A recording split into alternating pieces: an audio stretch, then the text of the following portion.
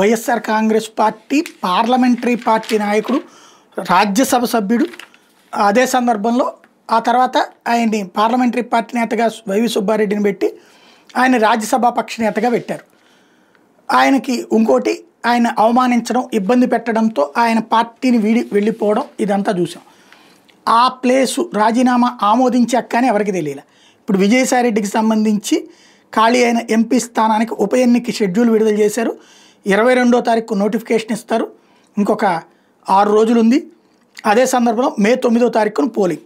ఇప్పుడు ఆ స్థానం ఎవరిది? యాజ్ ఫర్ లెక్క అయితే మెజార్టీ సీట్లు ఉన్నటువంటి అధికార పక్షాందే అవుతుంది. అధికార పక్షం అంటే తెలుగుదేశంది. ఇప్పుడు తెలుగుదేశం తీసుకుంటుంది ఆ సీటు. ఇదివరకు 3 రాజీనామా చేశారు. మోపిదేవి వెంకటరమణ, బేదమస్తానరావు, కృష్ణయ్య. భారతీయ జనతా పార్టీలోకి చేరి కృష్ణయ్య ఆ సీట్ని కంటిన్యూ చేశారు. మోపిదేవి వెంకటరమణ సీటుని సానా సతీష్కి ఇచ్చారు. ఒకప్పుడు జనసేన, ప్రస్తుత తెలుగుదేశం. అదే సందర్భంలో మరొక సీటుకి వచ్చేటప్పటికి బేదమస్తానరావు ఆయనే మళ్ళీ తెలుగుదేశంలో చేరి ఆయనే తీసుకున్నారు. ఇప్పుడు విజయసాయిరెడ్డి బీజేపీలో చేరి అదే తీసుకుంటారని, వాళ్ళ అమ్మాయికి ఇస్తారని ఇట్లాంటి ప్రచారం ఒకటి జరుగుతోంది. బట్ బీజేపీ నోరు మెదపలా, ఆయన నోరు మెదపలా. అట్ ద సేమ్ టైం అది తెలుగుదేశం తీసుకుంటుందా, బీజేపీకి ఇస్తుందా?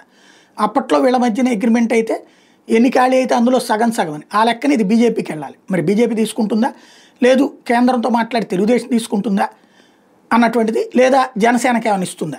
ఎందుకంటే జనసేనకి రాజ్యసభలో ప్లేస్ లేదు కాబట్టి. ఇదివరకైతే ఈ మాకట్ అనేది ఉండేవాళ్ళం, ఇది నాగబాబుకి ఇస్తారని చెప్పి. అప్పుడు జ్యోతి కూడా రాసుకొచ్చింది. కానీ ఇప్పుడు ఆయనకి ఎమ్మెల్సీ ఇచ్చేశారు. ఇంకా మంత్రి పదవి ఒకటి బాకీ ఉంది ఇప్పుడు. కాబట్టి జనసేనకి ఇవ్వకపోవచ్చు.